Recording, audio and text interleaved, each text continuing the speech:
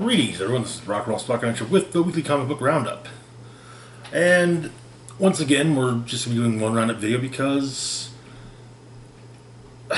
there weren't that many new books this week. However, there still were new books. So, starting things off with Marauders, number 10. Where we left off a couple months ago, the Marauders had they'd lost the Red Queen. Kate Pride died. And the Five have been so far unable to resurrect her. It's also been discovered that some old power dampening tech of forges is being utilized by anti-mutant groups. And the former Hellfire kids, led by Caden Kilgore, have basically taken over Madripoor as the Verendi government. So the issue begins at Port Genosha, the first distillery on Krakoa. It seems that Forge is making whiskey with the help of Tempo, formerly of, if I remember correctly, the Mutant Liberation Front. And so, getting a taste test from none other than the Black King, Sebastian Shaw. Apparently, it's good. And it helps that Tempo, using her powers, is able to age the whiskey 50 years after it was newly made that morning.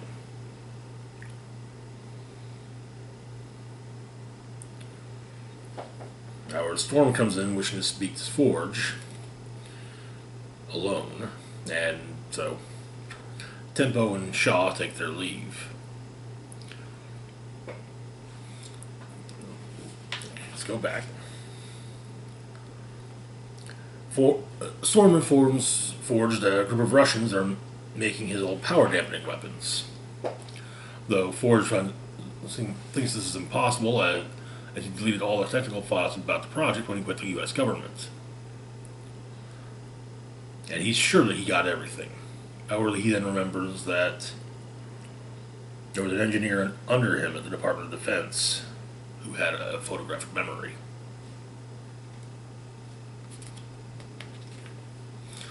So the Quiet Council meets. Sinister is not pleased with the fact that apparently Emma Frost is taking her sweet time to arrive. However, Sophie of the Stepford Cuckoos explains that Emma regrets that, or Sinister regrets, but she won't be joining the council today. As Bishop succeeded in hacking Madripoor's government, and the intel revealed corporate cooperation between the Verendi Corporation in Madripoor, Russia, and Brazil. A freighter has been identified as a floating factory for the Russian weapons based on Forge's old designs, and apparently a scientist who used to work with Forge went missing 2 days after the professor made his statement to the world. Shaw suggests letting X-Force handle this. Krakoa is, after all, a little young to be taking on half the globe. However, Sophie makes it very clear to him that the Marauders have sailed to war, and she is telling the council to give the Marauders a wide berth. And then Magneto takes off his helmet, basically to allow Sophie to speak with him telepathically, and tells her to tell the White Queen to leave no one to tell the tale. We then get a letter from Kate or an email from Kate to Nightcrawler. So early on, when and everything, Dear Kurt, you're a hard elf to find, but I'm probably but I'm probably the problem, right? Not like I'm really a homebody at the Red Keep. I'm glad that everyone else has Krakoa, but it's been hard not to resent it when I'm here on the island. You've always been the one to talk me off the ledge after my freakouts. When my old man tanked that savings and loan for the Yakuza, I cried on your shoulder. When the OG Marauders almost killed me, you were there for me again. And then you had to hear about it when Aurora's Mohawk scared me. Don't get me wrong, I'm so grateful for what I have. I actually love being the Red Queen. Damn, is it fun. I love being out on the water and helping our people home. But you know what? When I slow down to think about it, I just get pissed. Why am I singled out? Why doesn't our home want me? I clench my teeth when I think about not being able to use the gates. I'd love to walk to the moon sometime. That sounds great. Hell, I can't even phase through most of Krakoa. I know our big brains care, and I know they are working on it, and I know they have larger problems than mine, but I still feel bad for myself, and even that makes me mad. Am I just an anchor? Do you get bummed out when you see me coming? Try to drop all my freight on you. I've got to head to Asia to help Bishop with the caper in Taipei. Let's try to get together so I can continue my crybaby parade. Sorry to lean on you so hard. I guess now you've always been a great friend, and now I suppose you're my rabbi too. Love, K. P.S. We can't meet on the island. You should grab your cutlass and swing aboard the Marauders sometime. We then cut to the Russian freighter that was mentioned in the briefing. Apparently, it's around the equator, but an iceberg has appeared in front of the ship. An iceberg created by none other than Bobby Iceman Drake, and standing on it with him is none other than Storm. However, Bobby creates more ice so that the freighter can't escape, as well. The propellers on a freighter only work when the freighter's in water and the propellers are submerged.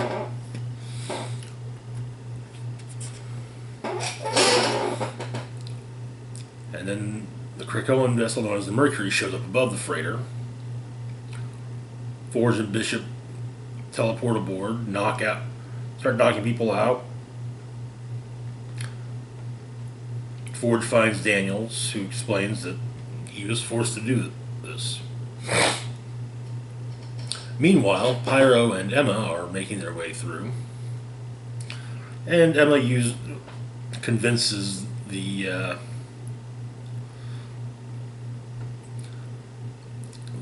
guards to not fight her and Pyro, but fight each other.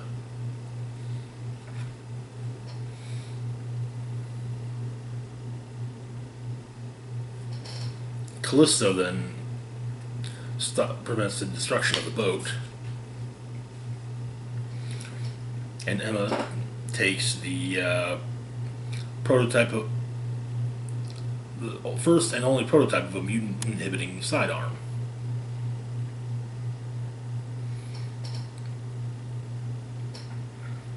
The captain tells Emma that the mutants will have hell to pay when the story gets out.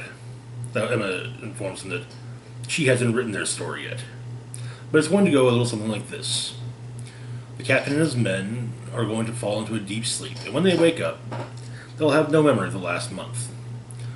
They will also have nothing but warm thoughts for mutants and any humans that dare to exist as an oppressed minority. Gay, disabled, trans, it doesn't matter. The thought of cruelty to those different than you will make you physically ill. You will have no knowledge of where your ship was lost. Just that a UFO collected you and that little gray aliens prodded you for a few hours before dropping you safely back home in Red Square.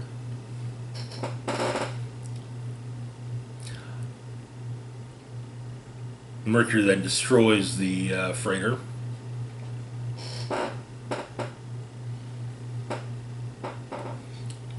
And we get a look inside the Mercury, which is captained by Christian Frost from a piano.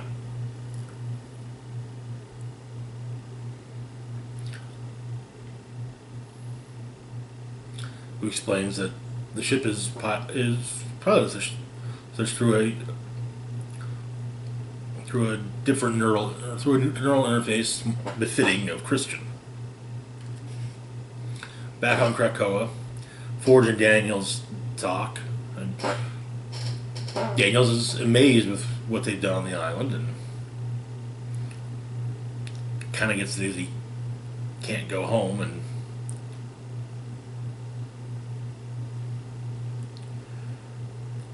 also that he won't remember everything about his old life. However, he will get to enjoy the Krakoan retirement plan in Rio Verde, Arizona. So the issue ends with Daniels arriving on a golf course where Mask is playing golf. Not well, but playing.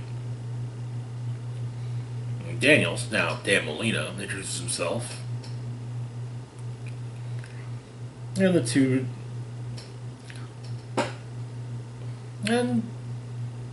decide to become golf buddies.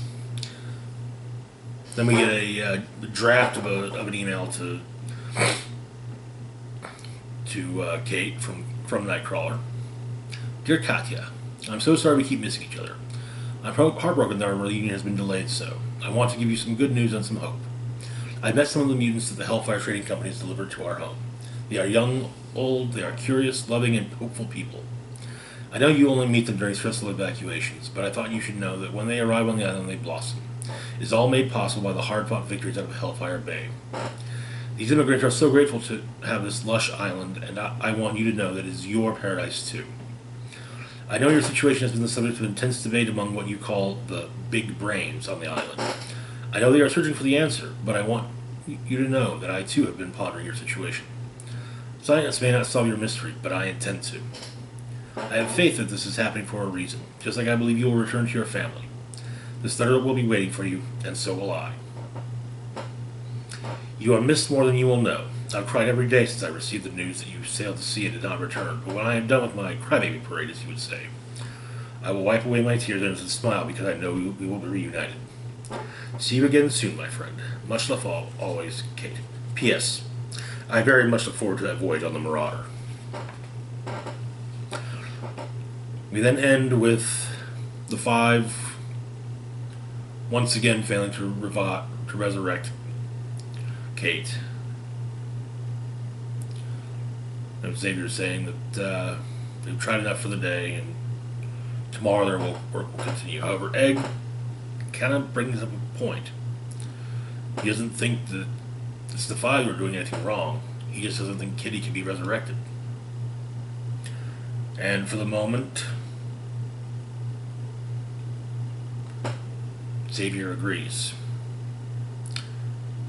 And he's going to be he'll be informing the White Queen of his decision. And that is where the issue ends.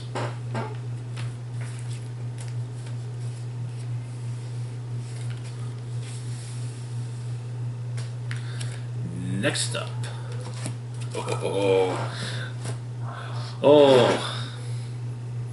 There may not have been much in the way of a comic haul this week, but we did get the new Avengers number 33, beginning of the Age of Khonshu.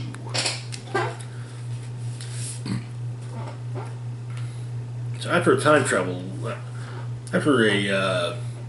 mission with, of all people, Conan the Barbarian, time travel adventure with Conan the Barbarian, Moon Knight seems to have his powers amped up a bit.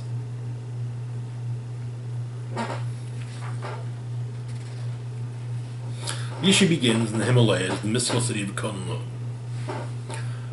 Mark Spector is outside the city, shirtless, wearing his mask, his pants, also no shoes, but he has wrappings around his arms from the bicep down and his feet as well as lower legs. Iron Fist comes out, kind of chatting, like, hey, I mean, I live in Manhattan. There are much easier ways to get my attention than coming here to Kunlun. And apparently this is the first time that Moon Knight and Iron Fist have ever actually truly interacted. And Moon Knight simply claims he is the Fist of Khonshu. And at first, Iron Fist appears, hey, this is just a normal kind of thing, you know.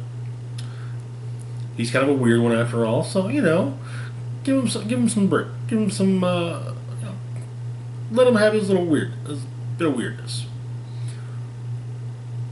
And he says that here, there's Iron Fist and the Fist of Khonshu, two fists never really teamed up before. However, Moon Knight explains he seeks the Iron Fist. And when Danny informs him, well, hey, I'm here. So what's up?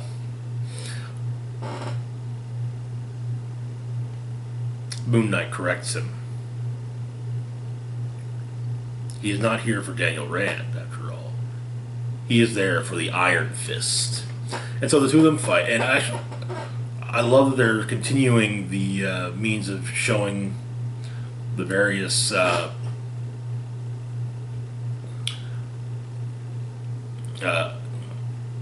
martial arts moves that Iron Fist utilizes. I think that started in the Immortal Iron Fist book about 7 or 8 years or so ago, maybe a little more than that. I know. Also, I'm well aware that Bendis during the Heroic Age, New Avengers was utilizing the same thing. So, but the fight continues.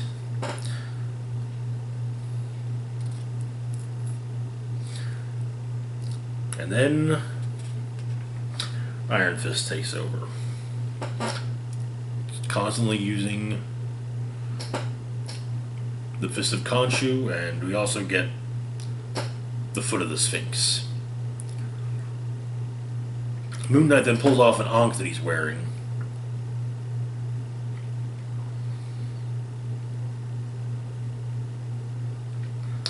And seemingly takes Iron Fist's power through the ankh.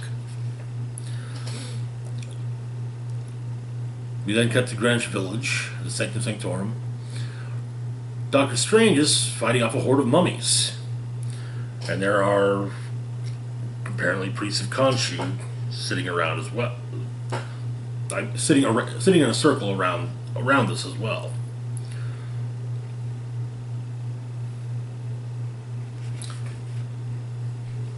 Moon Knight arrives in his Mr. Knight attire. White suit, white three-piece suit.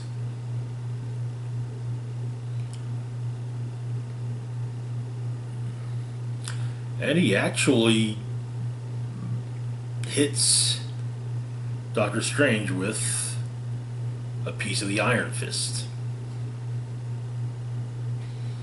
The priests then force Strange to hold still, and the powers of Doctor Strange are absorbed by another ankh.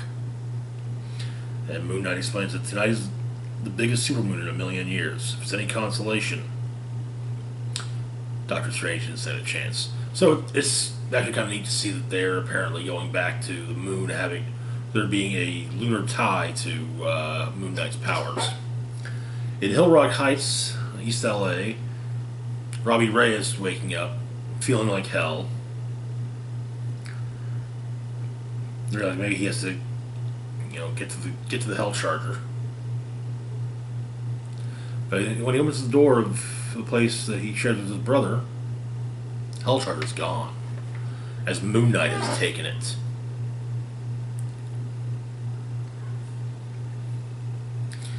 Along the way, Moon Knight curses himself for how good it feels to drive the Hell Charger.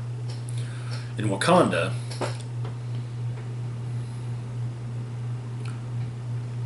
Black Panther's being informed of what's going on by Captain America. However, he informs Cap that Moon Knight is already here, and he's not here alone.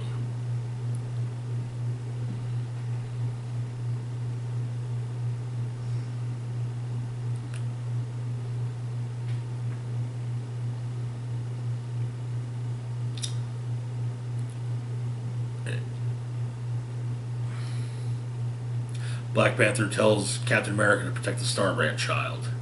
Use all of Avengers Mountain's defenses. but that might not be enough. He also tells Cap not to come to Wakanda, not to come for me, and passes the mantle of chairman on to Cap.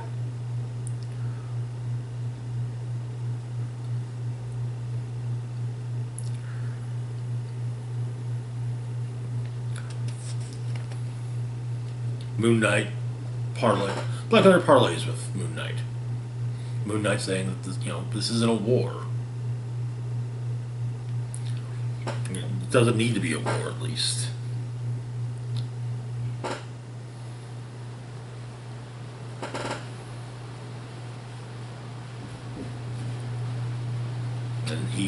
But also that Moon Knight, will not fall.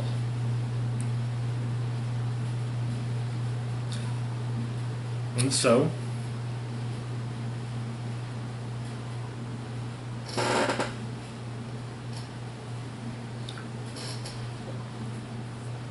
Black Panther states that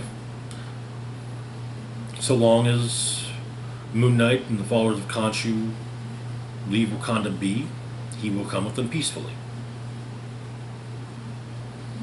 Moon Knight pulls an Ankh, however, nothing happens. And Black Panther informs him of the powers in his blood. Moon Knight wants it. We'll have to take all of him.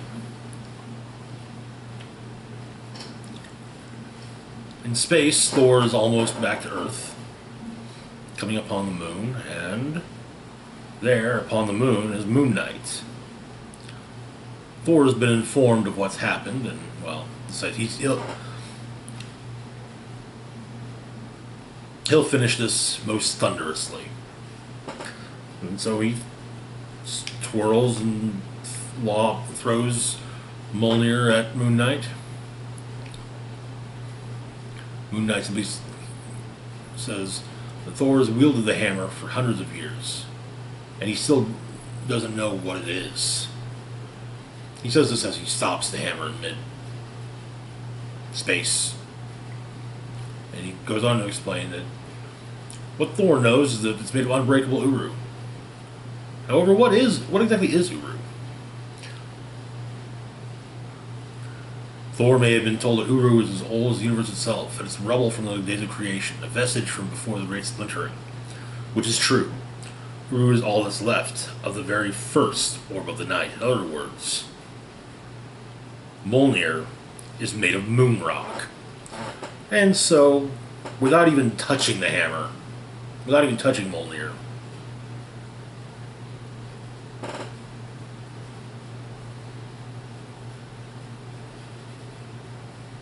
Moon Knight uses to beat the holy hell out of Thor.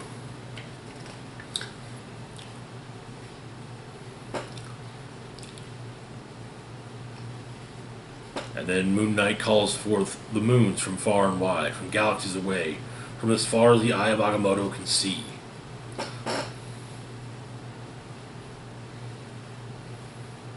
All of Moon Knight's personalities chime in. My name is Mark Spector, the Moon Knight, and I have felt a god today. My name is Stephen Grant, the Moon Knight, and I have felt many friends today. Khonshu explains that felling a god may not be enough. And Moon Knight explains that the Panther cannot be broken, the Phoenix remains untethered, and the Starbrand is being hidden from them. It will have to be enough. And the incantation continues. My name is Jake Lockley. My name is Mr. Knight, and I have done this all for a very good reason. My name is Moon Knight, the Fist of Khonshu, Earth's mightiest hero, Earth's last hope against the devil. And Moon Knight kneels at the feet of Khonshu. So he tells him he's done well and that he approves. And now they can save the world. And that is where the issue ends.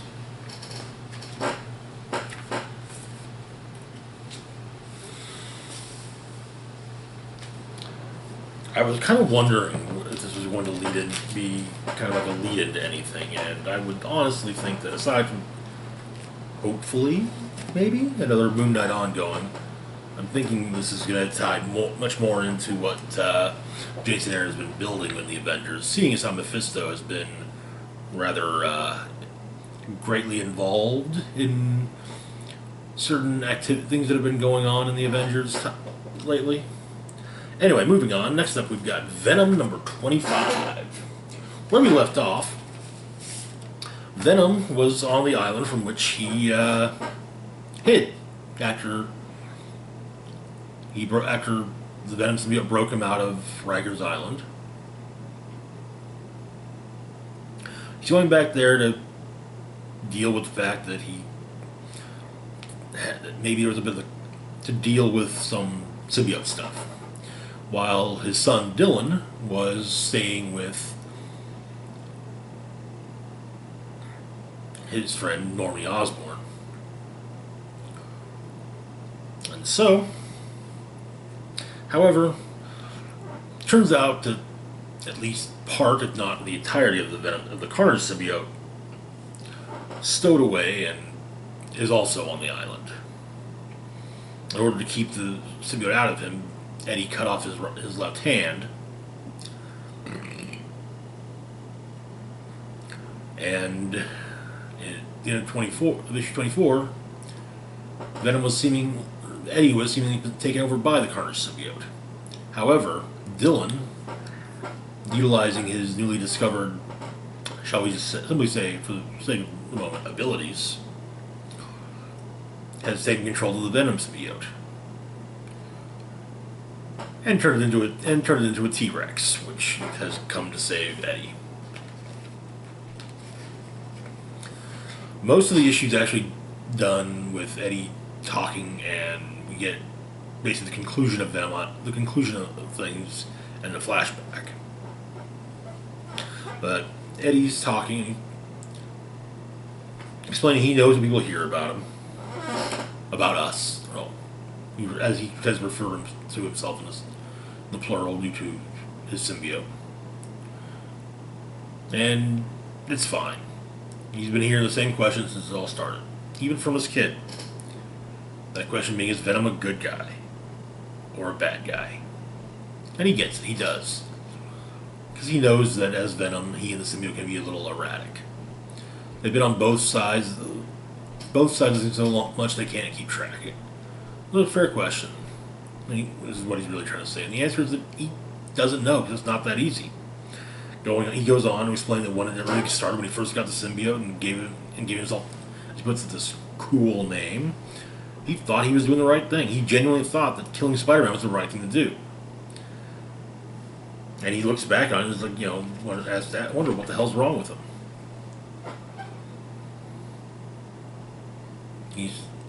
Then goes on to say, you ask him a good guy or a bad guy.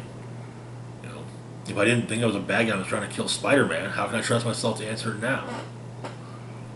And he explains he wants to be. He wants people to look at him the way they look at Spider-Man. Because he's seen that.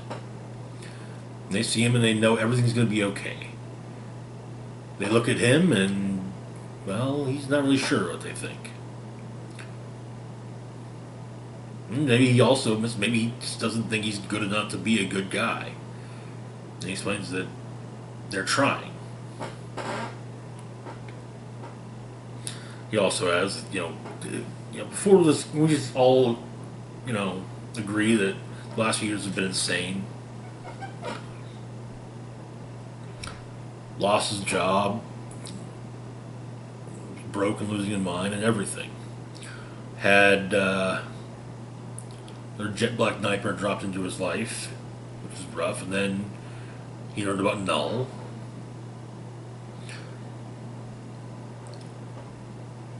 And he lost his symbiote in the process. And things were really dark for him and out of control, and he was alone, and he doesn't do well with being alone. I can sympathize. Then the Major came along and came into their life and ripped everything apart, made him question everything he ever knew, and made him face the truth. Face his demon. And it hasn't been all bad. Times with the sun are nice. He then brings up his son, and Dylan is Eddie's whole world. And the way that people look at Spider-Man is the way Dylan looks at Venom. And he admits he's not, Father of the Year or anything, but his son thinks he's a good guy, and that's been good. Challenging, but good. And he goes through the rest of the year. There was, of course, the War of the Realms. And then the resurrection of Cletus Cassidy. But he admits he's getting ahead of himself. Because he has a lot to tell the people he's talking to about what's coming next. And he hasn't been able to tell them the truth. But he wants to thank them. Because things have been insane, and he hasn't always been his best. But better for good or bad, they've seen something in him that he can't see himself, and they've stuck with him. So he thanks them. So he gets back to the island thing. He's possessed by the Carnage symbiote, while the Venom symbiote has taken on the form of a T-Rex.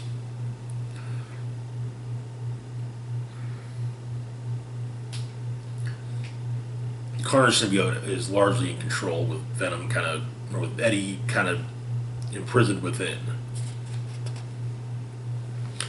Dylan's able to get into to contact Eddie, and explains that he has powers. He thinks he doesn't know what it is, but Carnage is not taking it easy on Venom. Then what remains of Cletus Cassidy shows up,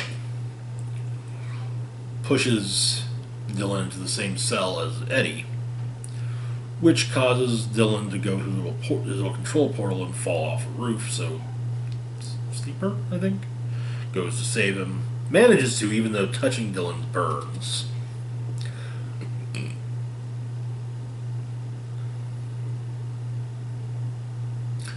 Back in New York, it appears almost as though the Carnage symbiote is manifesting itself on Dylan. Eddie's trying to give Dylan a pep talk, but they get back on the roof, and Dylan yanks the symbiote off of his arm, and it explodes.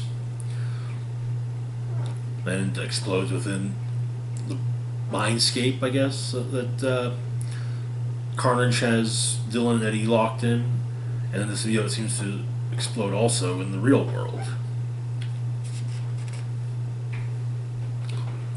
And so the symbiote rejoined with Eddie, and Eddie does ask if the symbiote can fix his hand. But it's too much damage, but it can still help, and it does form a symbiotic prosthesis, basically. Back in New York, Dylan asked Sleeper how they're going to get Eddie home. It took Dylan a little bit to figure out how to do that, or how to get a call to the Avengers. Well, that's who he's talking. He's talking to the Avengers. However, Liz still does have some connections, and but Dylan and Eddie are still figuring things out, and still a lot to unpack, and he doesn't know, and he hates that he gave Dylan those abilities, but he has it in him, and the kid taught him something.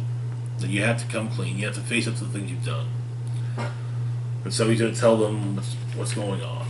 Then we get the big reveal that, yeah, he's talking to the Avengers.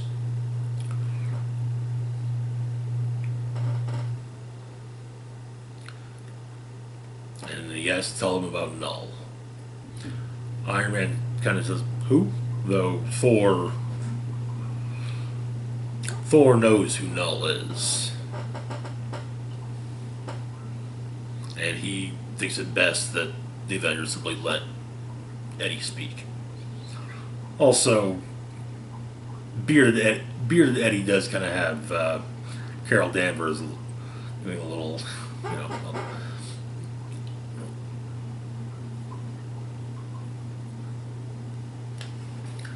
And so, what Eddie says is this: I'll try to explain the best I can, but it's more than just Null. My other can feel something in the air, in the vibrations of the web, so to speak. It's all connected in ways that Eddie's just beginning to understand. He can make sense of it, but it feels like the end of the world is about to rain down on all of them. Threats from the inside and the out, the old and the new. What's coming for us now, I don't know if we'll survive in one piece. If we survive at all. We should get a hell of a splash page, which... Yeah, soak that shit in, everybody.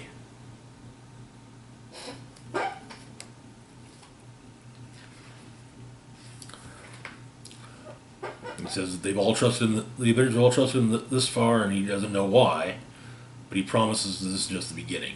And what comes next is going to be the hardest thing they've ever faced. But they're in, so is he. And their final days are coming, let them come, and this time we'll face them, together. Back at the island, at least a portion of the Carter symbiote is still alive, and I'm presuming found a new host in the form of a shark as it then speeds away with a carnageized fin out of the water.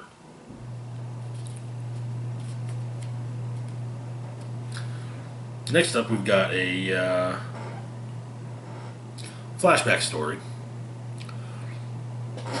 from Eddie's time on the island the first time around. He's trying to eat and explains to his other that, yeah, the other doesn't take nourishment externally, but he does. So they swing along, but they hear something. Voices. People are unloading weapons on the island. So he goes to investigate, falling into a cave.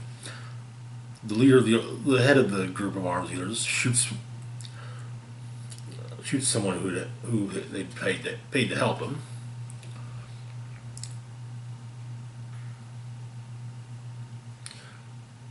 But he figures he can't call himself Venom because they're not Venom anymore. But they have to be something. And so he simply lets the symbiote take control and calls himself Vengeance. Takes down the arms dealers. And he does apologize. And then when Eddie leaves, he apologizes to his other that about them being the arms dealers being buried in the rubble of the cave, which exploded. It is, after all, a shame to waste snacks. But they won't be telling anyone where their stash is. Of course, they'll have to take care of the yacht and skip, but that can wait. Their first priority, however, is a can of peaches that Eddie had found earlier. And that is where the issue ends.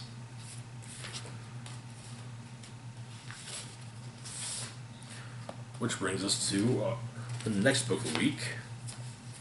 And to the distinguished competition side of things, The Low Woods, number 5. So, where we left off in The Low Woods,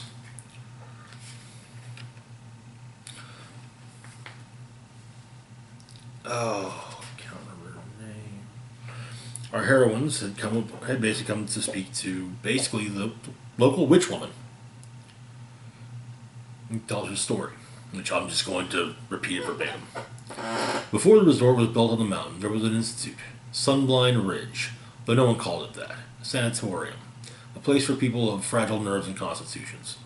Women mostly, homosexuals sometimes, transsexuals, people who had been behind the curtain, people who found the curtain wanting. The water was said to have properties that aided their healing. On the day the foreman took me up the mountain, that was where he brought me. He took me to the front gate and bribed the watchman to let us inside. We went to a cistern concealed within the trees. Afterward, he dipped his hands into the water that flowed there. I remember how soft his hand looked. The way the crevices of his palm looked like a map of the state. He tried to make me drink, but I did not. I screamed for help. A patient was nearby and came to my aid. She summoned a guard and I was rescued from further harm. They asked me what happened and I told them. The foreman was arrested. Then, while he was awaiting trial, they found him in his cell, hung from a rope. There was anger in the community that he had been permitted to kill himself to thwart the course of justice. There was also doubt, suspicion. People asked if perhaps he had not hung himself at all. They wondered if he had been killed to protect some secret. I was sent to the sanatorium, just for a few months, they said, to restore my health. There, I met the woman who had rescued me. She was, she said, a witch. Her family was unspeakably wealthy, so when she'd been caught dressing in a manner unbefitting her perceived sex, they sent her to Sunland Ridge rather than an asylum. She was there to get well. She positively glowed with health, despite her age. I would learn later that it was her practice that kept time at bay. She said she could teach me about the arcane arts. I could begin right away, and so I did. The first lesson was about the water. I was never to drink it. We were encouraged to, of course, by the doctors and nurses and attendants. I bathed in it and wandered near it, but never let it pass my lips. We drank from our canteens only, filled by a sympathetic nurse who brought us fresh ones daily. And she, Circe, taught me what she knew. She explained to me that the water was special in that it ran away memory. One of the girls asked how they knew if they ever drank it, and explained that they did experiments. Once, Circe joined the girl on the terrace. After a few months of idle chatter, she presented me with a piece of paper covered in writing. When I examined it closer, I saw that it was my own scrawl, in which I permit her to give me a small dose of the waters. The ink was still wet. When I looked down, the pen was in my hand. She had given me a few drops, she said. That was all it took to wipe away the moments of deciding to try the waters and of writing the message to myself.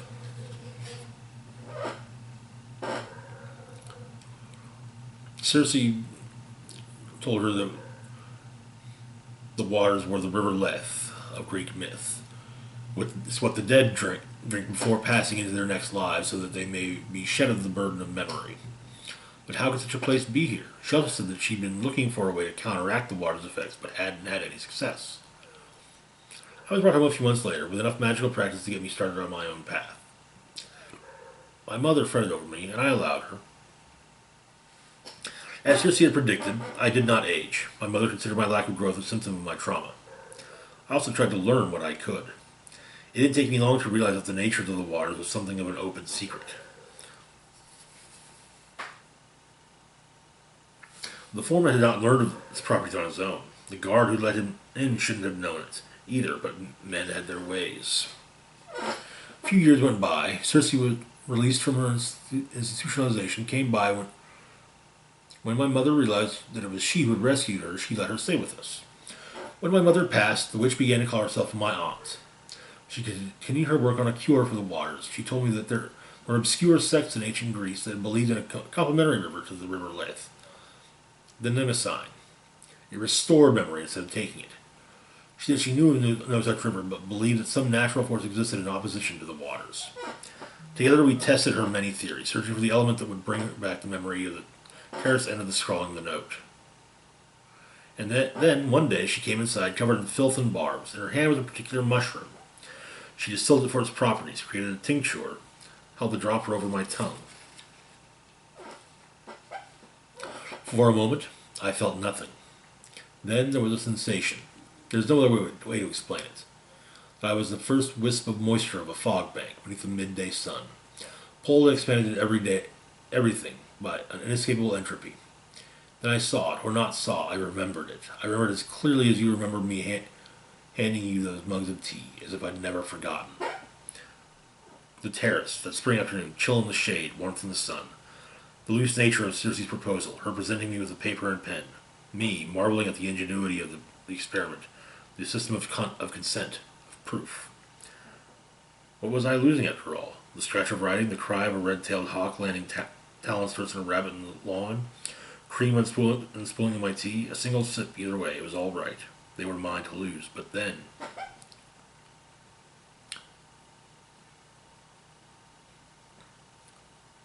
there was more that she remembered. When the foreman came to take her, it was not the first time. It was, in fact, the last of many, many times, each followed by enough water to wipe him from her mind. The final time was the only time that she knocked his hand away, and the only time that where she had the wherewithal to scream. And she then wonders if she knew, if deep down some part of her was singed with, if not the cruelty of the foreman's cruelty, but the smolder of it. That blank part of her was blank enough that she became someone. She had somehow passed on a piece of wisdom to my waking self, a whisper of truth.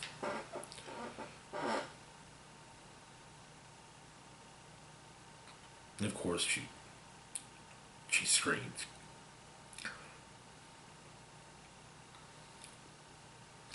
They had figured something out, though. They discovered that the tinctures had a prophylactic effect. It kept the waters from taking hold, at the cost of encountering everything your mind had ever shed. Circe called the mushroom an anamnesis sun cap. Said it was the best thing Shudder to Think ever gave anyone. However, people came for her, of course.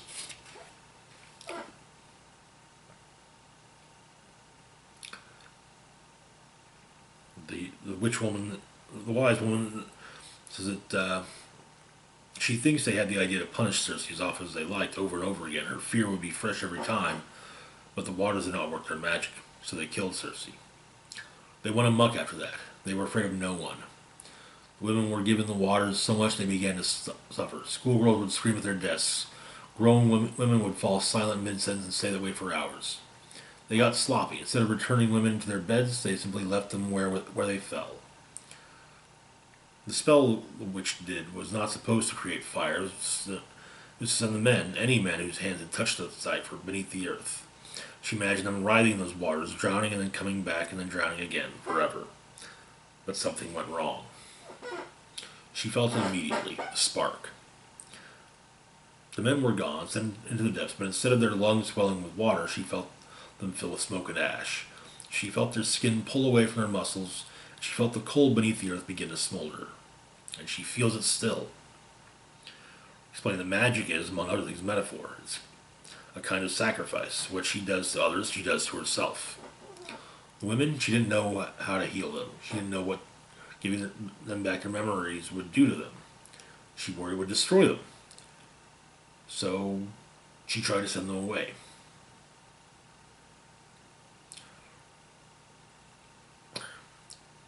While talking to the girl, she says, "It's beautiful here, isn't it? This town, this patch of wilderness, the trees, the wildlife, the way the light catches against the mountains, the way a dog freezes in the shadows."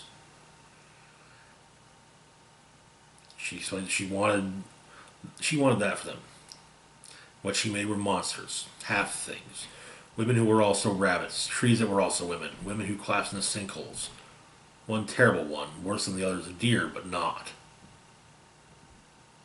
More aware, always smoldering with rage, all of them trapped between one place and another. And the men, always waiting to pull themselves out of the burning depths, where the seams are the weakest, to teach their sons about how to bend the world to their will. And in that way, the older than she looks witch has failed. Octavia goes off on the witch,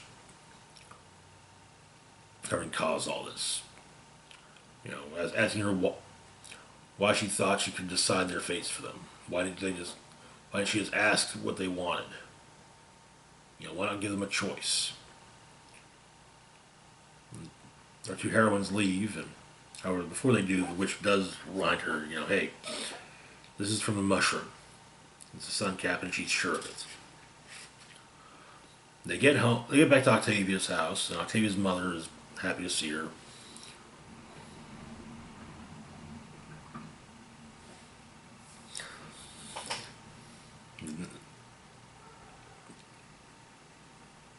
Apparently, Jessica called for Octavia while they were out. Said she's going to heaven on earth with some of the people and asked if Octavia could come.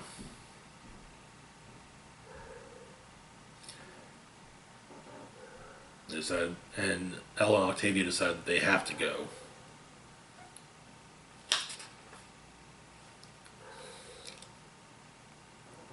And the narration of the issue continues saying, sometimes you have to listen to someone else's story, but sometimes you gotta write your own fucking endings.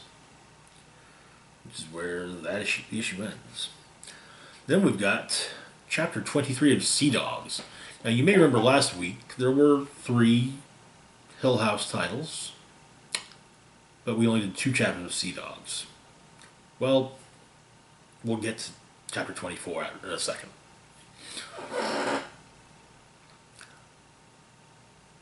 Captain Wollstonecraft has asked Conkapot,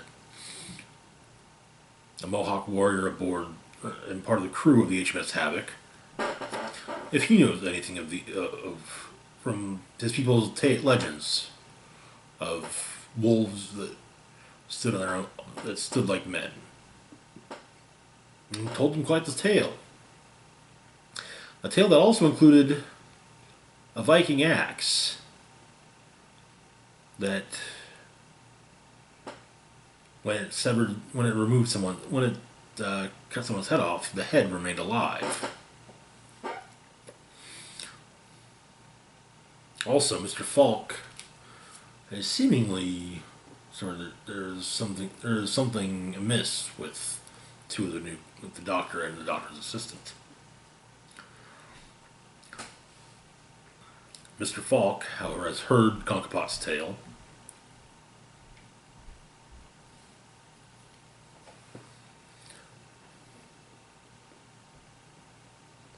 And Falk tells the captain that Dr. Barker and his dog's body, Jean Sanguin, are not who they claim to be. The 2 are seized and taken prisoner.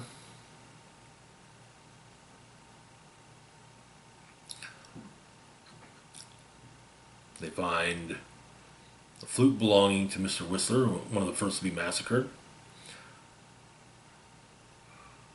Or the coin purse of Crunk is also, which is found absent the body, is also found.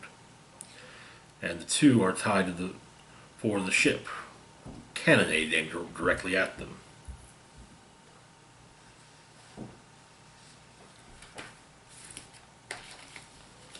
So we already went over plunge number 3, but not chapter 24 of Sea Dogs, so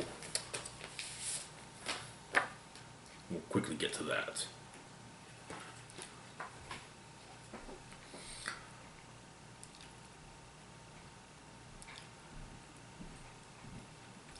Captain Wollstonecraft has asked that the moon about to rise, perhaps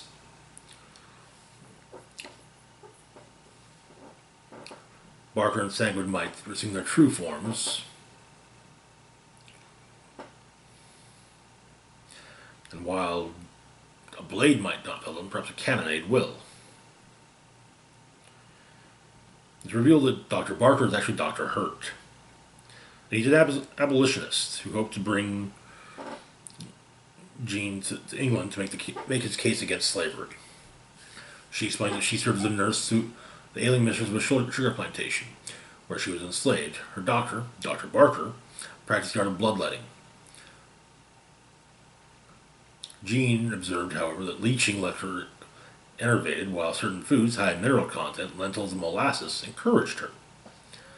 Dr. Hurt hoped to show that slavery isn't just an injury to the African race, but to the white race as well.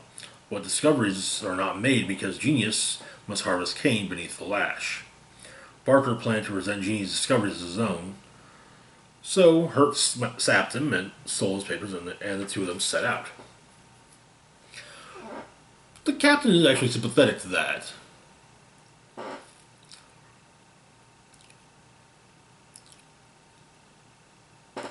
But the captain's concern that evening is not with the rights of man, but rather with inhuman menace.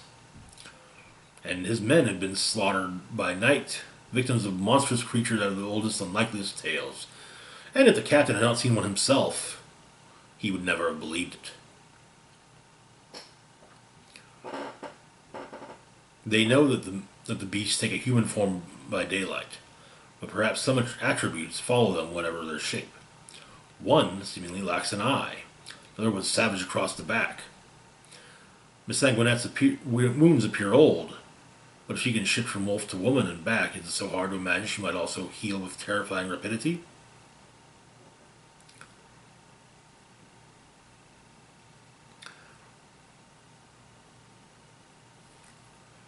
And so, that's where chapter 23 ends.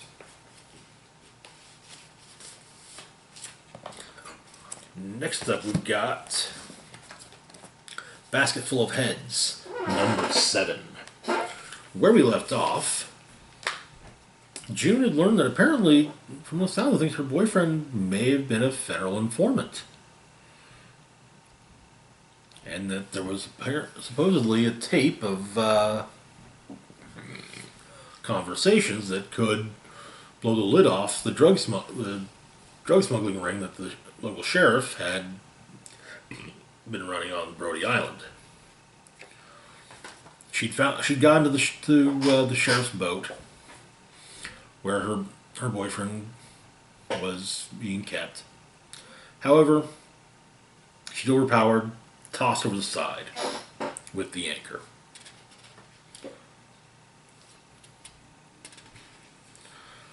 Also tossed over the side, however, was the axe.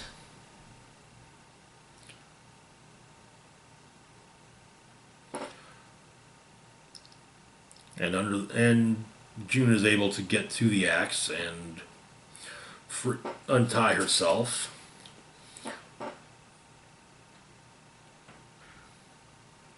And she makes her way back up to the boat.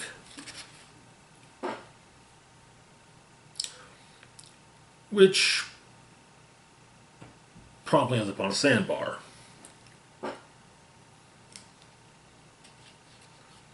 While the sheriff is interrogating Liam, who swears he didn't, he wasn't an informant.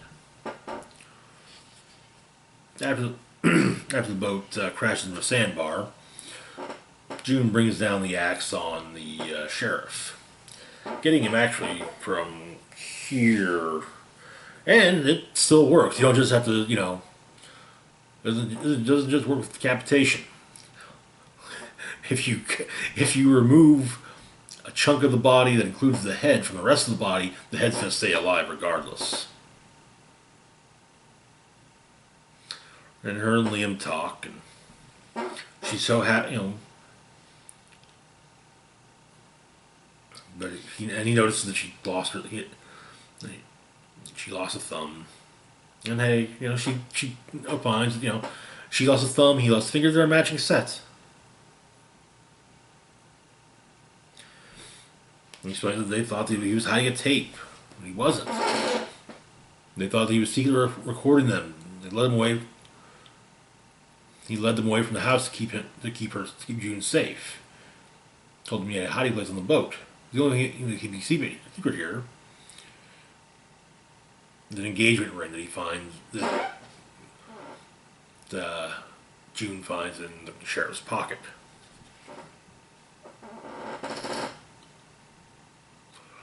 However, the sheriff suggests that June ask just where Liam got the ring. She doesn't mention it. It looks expensive.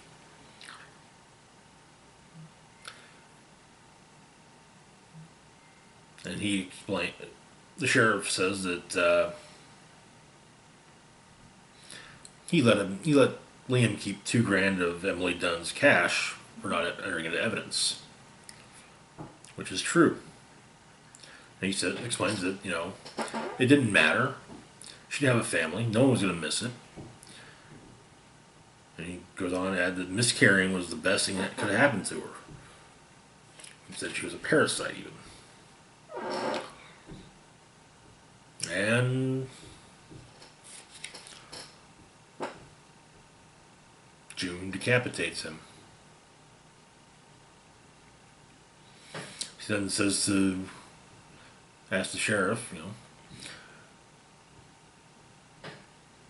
you want a Viking funeral, right? Go to Valhalla on a burning boat. So she gets out some lighter fluid and matches and as he tells her to knock herself out, she lights the boat, leaves, takes the car,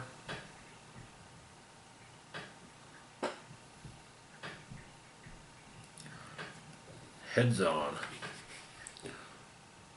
And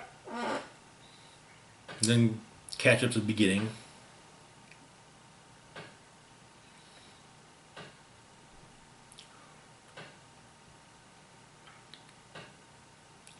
Car stops to pick up June, walking along the side of the road with her basket. It's the housekeeper for the sheriff and his family. Tells a girl that she knew, and one she was rooting for, in fact, came out of this bridge one day over the summer with a backpack full of rocks and went over the side with them.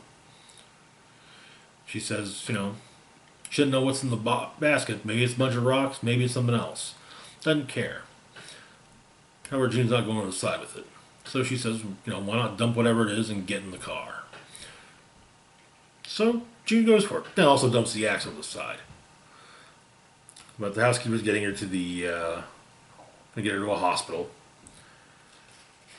She's the one that had it taped. And it wasn't about the drug smuggling in the area. No. It was about how the sheriff's wife was buying illegal stolen historical artifacts for her husband.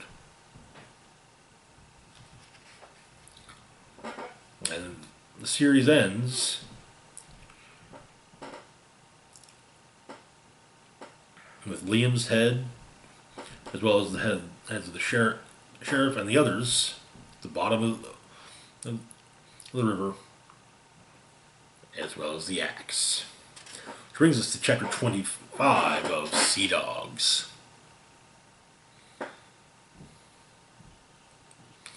Jean tells Dr. Hurt that, they have nothing to fear. The moon will be up soon, and their innocence in the matter will be confirmed. But Dr. Hurt says, yeah, that's great, but you're still going to be returned to slavery, and I'll be hanged as a thief.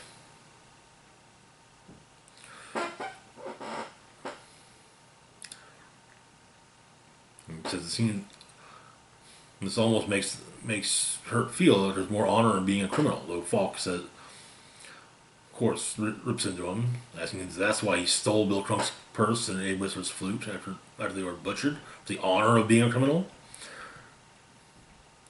Falk continues saying that there's some nobility, at least in the monstrous. What glory is there in being a common thief?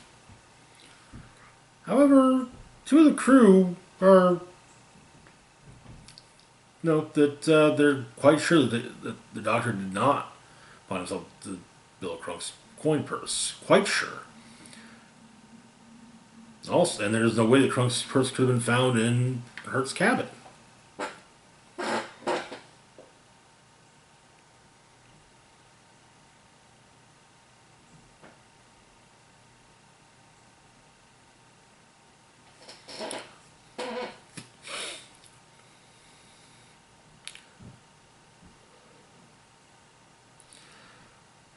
And soon, as the moon rises,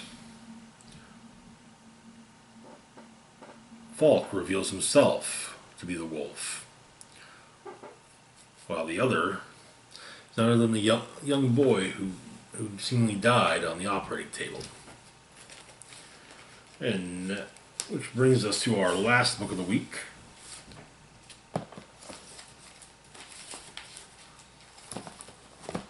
Joker Harley, Criminal Sanity #4. For those who might not recall, we left off here a few months back.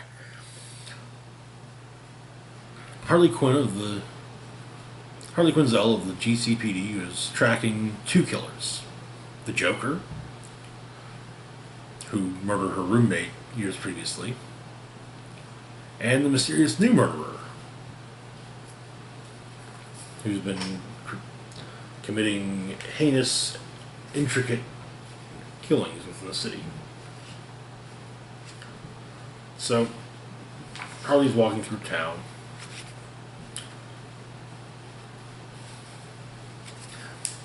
She's brought in to maybe see about talking to an arsonist that's been brought in, Garfield Linz. Guy calls himself Firefly on the street. They're fairly certain that he got his military repellent from the Russian. So Harley asks for Gordon's lighter and a cigarette and goes in to talk to him. Sets the lighter down in front of Garfield and a cigarette. And Linz explains that, there are some places you can get military-grade propellant. Harley opens the lighter, toying with it. She mentions that Black Mask could probably get his hands on that sort of thing. But Linz explains that Black Mask drives up his prices. So then she asks, what about the Russians? But Linz has never been to Russia. Harley then says that she's singing against the Russians, or just one. That she sparks the lighter and then closes it.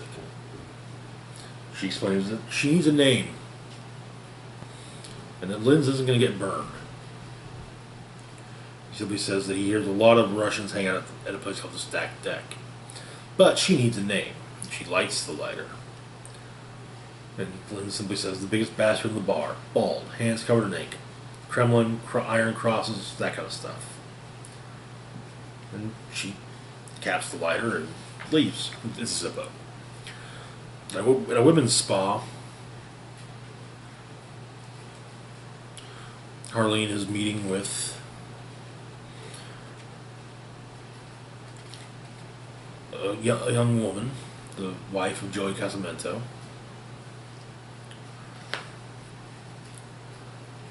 She wants to talk about John Kelly. John was tutoring her. So we flash back to 7 years previously.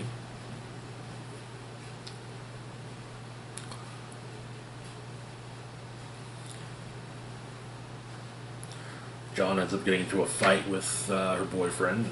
Well, a mess is made of him. Goes home. His father isn't happy and, well, giving him grief and tells John that John owes him. So John asks that also his quote-unquote father drops the bomb on him that, I'm not your dad. So John asks who is. Guy doesn't know. John's mom wouldn't tell him. He doesn't even know John's real name. Only one person who knew, and John let her drown. In the present, Kelly arrives at an antique bookstore looking for something specific. They do have a mimeograph of it, and some sections are illegible. However, Kelly says that things can be recreated with the right information. At the Stacked Deck, Harley finds the biggest bald guy in this place, who's covered in ink.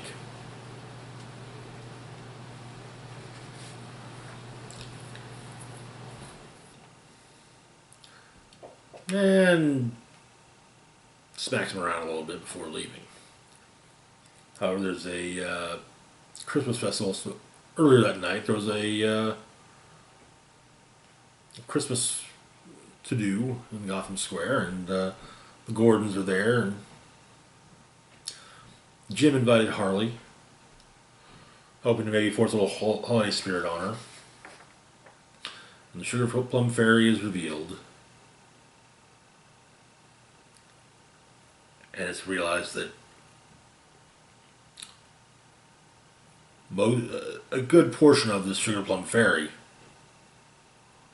had been an actual person. And then the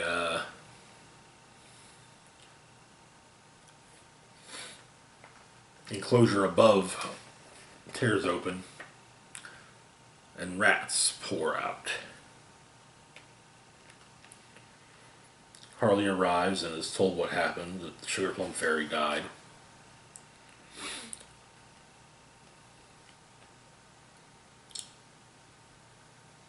And Gordon asks aloud, "How was this pulled off without anyone seeing him, the killer?" Harley explains that according to the manager, the window was finished a few hours after the store closed, so they could have the killer could have prepped the body to another location and gave him all night to make the switch. And one of the other officers asked where he got all the rats. They're being the dead ones are being bagged, and the live ones are caged, and the lab might be able to narrow it down if they take some blood samples. Harley's then asked about the handcuff key from the last body. Because it can't be random. She explains, because nothing the killer does is random, but she doesn't know what the key means yet. Going on to add that he's escalating. This crime is larger in scale and high risk for the first time he's picked a public place. Gordon asks what she means, and she adds that he's showing off. If they don't find him soon, a lot more people will get hurt. That night when she returns home, she has a guest, John Kelly, asking if she's looking for him. And that is where the issue ends. And that is it for this week's roundup. As always, feel free to like, share, and subscribe. Links to my Facebook, Twitter, Patreon, and PayPal can be found in the description box down below. Also, as this is probably the last video of the month, a quick shout out to my one patron on Patreon, Brittany. Thank you. You rock. This is Rock and Roll Spock signing off, saying live long, rock hard, and be safe, everyone.